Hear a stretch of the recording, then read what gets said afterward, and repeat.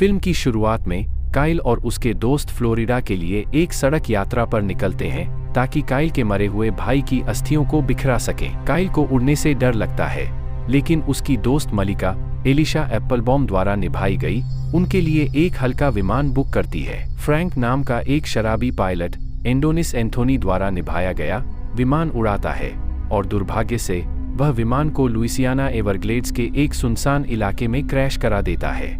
दुर्घटना के बाद काइल, एथेना स्ट्रैट्स, मलिका और उनके अन्य दोस्त जिंदा बच जाते हैं, लेकिन वे सभी एक दूरदराज और खतरनाक इलाके में फंस जाते हैं। उन्हें तुरंत एहसास हो जाता है कि जंगल और पानी के खतरे तो हैं ही, लेकिन उससे भी बड़ा खतरा पानी के अंदर छुपा हुआ है। वे एक बहुत बड़े और भूखे मगरमच्छ के शिकार बन जाते हैं। जैसे ही बचे हुए लोग खुद को इकट्ठा करने और अपनी स्थिति का आकलन करने की कोशिश करते हैं, एक बेचैनी की भावना घर करने लगती है। बायु, जो शुरू में शांत दिख रहा था, अपना गहरा पक्ष दिखाना शुरू कर देता है। घनी पत्तियों के बीच अजीब आवाजें गूंजती हैं और पानी छिपे हुए खतरों को छुपाए हुए प्रतीत होता है। उनकी आशंकाएं जल्द ही एक क्रूर और भयानक तरीके से सच हो जाती हैं। उनका एक दोस्त जब डूबे हुए मलबे से आपूर्ति निकालने की कोशिश कर रहा होता है, अचानक गंदे पानी के नीचे खींच लिया जाता है। बाकी लोग दहशत में देखते हैं क्योंकि पानी हिंसक रूप से मथता है, खून से लाल हो जाता है, इससे पहले कि एक भयानक शांति छा जाती है।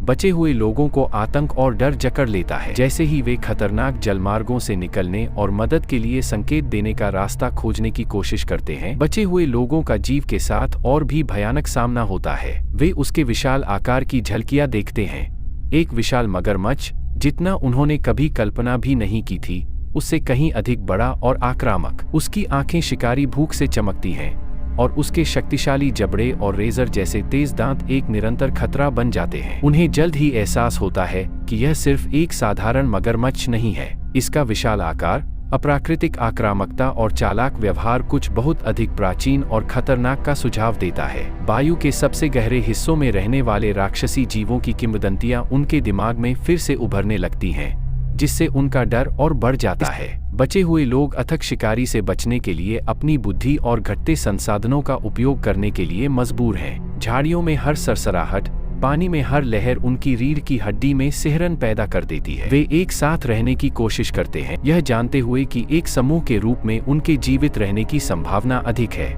वे अस्थायी हथियार बनाने और सूखी जमीन के छोटे छोटे टुकड़ों पर अस्थायी आश्रय बनाने की कोशिश करते हैं। वे अपने भोजन और पानी की थोड़ी मात्रा को राशन करते हैं, यह जानते हुए कि बचाव आने में लंबा समय लग सकता है। दोस्ती के कभी मजबूत बंधन डर और निराशा के हावी होने के कारण टूटने लगते हैं। जैसे जैसे हर भयानक हमले के साथ उनकी संख्या कम होती जाती है, बचे हुए लोगों को एहसास होता है कि अगर वे वायु से जिंदा बचना चाहते हैं तो उन्हें अधिक सक्रिय दृष्टिकोण अपनाना होगा।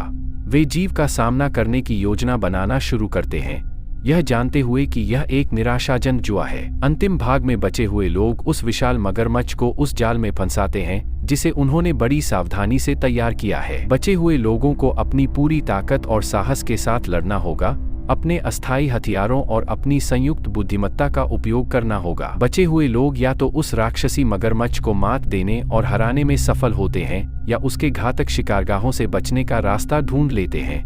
और अगर आप लोगों को ऐसे ही रोमांचक मूवीज के बारे में जानकारी लेने हैं तो हमारे चैनल को सब्सक्राइब करके बेल नोटिफिकेशन को ऑल में क्लिक कर ले ताकि ऐसे ही नए मूवी के जानकारी आप लोगों को हमेशा मिलते रहे। धन्यवाद।